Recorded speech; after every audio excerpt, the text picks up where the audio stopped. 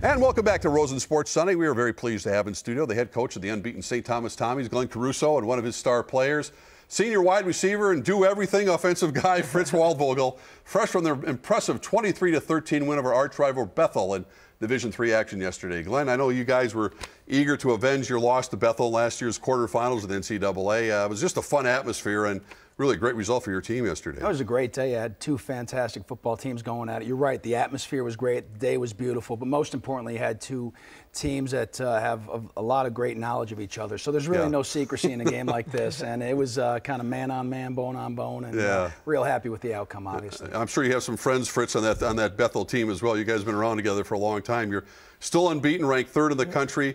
Was it the perfect type of game that you wanted to find out about where your team is at right now? Yeah, it's good to play a good opponent, and they were ranked 10th in the country, and so it's good for us to have a tough game, getting ready for playoffs and moving that direction. So it was a great atmosphere and just a great day. It was just a perfect fall afternoon for just about anything yesterday, and a great start for you guys, Coach, at the start of yesterday's game. I know your running game was good. Glenn, Colin Tobin is as tough as they come. He scored a couple early touchdowns. You knew you weren't going to be able to light up the scoreboard as you have been doing a lot this year. Well, obviously, Colin's a tremendous athlete, but most importantly, he's a senior who's waited his time. You see him here fighting for some extra yards, and he goes in for 2 touchdowns in the first quarter. So he's just everything that's right with this program.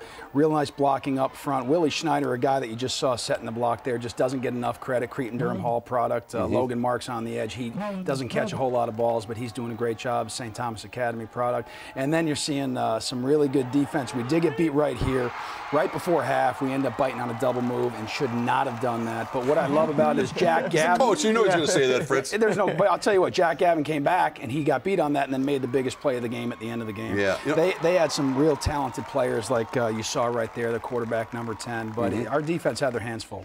Fritz, let me ask you this. You watch your field goal kicker. Did you have to recognize as a player in this type of game, you had to do the little things to make a big difference? That Bethel's also a very good fundamental football team. Very good, and it was awesome to see Timmy come out and kick 3 great field goals. And he went out for the 48-yarder, and we were like, well, here we go. We'll see where this goes. And Timmy put a great kick on it, and he probably could have got an extra 5 or 6 yards, so it was good to see. Well, there's so much emphasis put on it if you're talking to Leslie Frazier or if you're talking to Jerry Kill or you about the offensive line. You've been around this game for a long time. How important is it and how strong is your offensive line? Both offensive and defensive lines are important. We actually built our program around our offensive line just because at any level, that's a place that, yes, you can have great athletes, but it's your attitude that really matters more than anything else. As a wide receiver, we love Fritz, but if he misses a step by 3 inches, we can live to fight another day.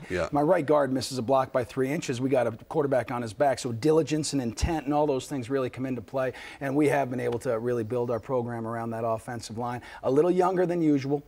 We have 2 seniors, a junior, and 2 freshmen that are playing right now, but they're doing a pretty good job. Let's show some of the defensive highlights as well. I think number 19 is Harry Patera. Patera, let's say that Italian name right. Cretin-Durham Hall. I love that play right there. 4th and 1. He came over to the sideline on timeout, said, "Coach, I know exactly what they're going to call. They're going to call G-pitch," and made the play. And then here's on a 4th and 2, coming off the edge, Willie Barigi from one side, Harry Patera from the other, and he's excitable. How can you not? What was that first name? Harry Patera. Patera and? Willie Barigi. Barigi. It sounds like we're going out for dinner tonight. We only take Italian linebackers apparently, right? And Tony Dana on the inside with Michael Belisano. How can you not like that? There's Tony Soprano on the sidelines? What do you got going on here? Yeah, it's not a prerequisite, but they seem to be pretty good players for us. So it worked out well for you. Yeah, it did. A lot of fun. Well, as you can see, Fritz Waldvogel is not a big receiver. He's one of 6 Tommies that have helped make short work of their opponents this season. Reg Chapman has their amazing story. The Tommies are writing their own short story this fall on the field. Kyle Whitley, 5'8", wide receiver. Colin Tobin, 5'10", running back. You think maybe if I was a couple inches taller, it might have been different, but you know, at this point, I couldn't be happier with where I'm at. Dan Nearing, 6 foot, wide receiver. Dakota Tracy, 5'10", quarterback. Yeah, you know, God didn't give us as much size. You know, he could have been a lot worse to us and made us a lot smaller, but he did give us a lot of good attributes. Tim Albright, 5'8", kicker. Fritz Waldvogel, 5'9", wide receiver. Coach Caruso said that when he recruited all of us, said, I don't care how big you are, how tall you are, as long as you can make plays, I'll put you in the field. So now you know their names and their sizes. But what's so special about these players? They're the Tommy's top 6 offensive weapons for a team that's ranked 3rd in the country.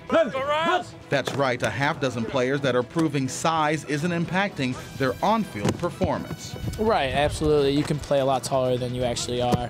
And I think that has a lot to do with effort and how big a heart, you're playing with out there on the field. And that shows in your play and your effort. So absolutely, you can play taller than you are. Yeah, it's nice to have that big line in front of me. And they protect me. They do a good job at that. And I thank them for that. But no, you just try to focus on yourself. And, when I'm 5'10", but I am surrounded by guys that are bigger than me, especially my line, it makes those guys seem a little smaller across the line. Tommy's head coach Glenn Caruso doesn't exactly tower over his players at 5'9". He says height doesn't factor into his decision to recruit an athlete. We've had a lot of success with guys that play big. Whether or not they measure very tall or very heavy, we don't really care.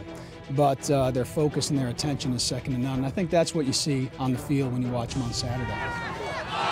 Some players believe their small stature is a big advantage. Definitely, you have a lot quicker first step. You can use that as a great advantage. You can use different leverage situations, as I said earlier.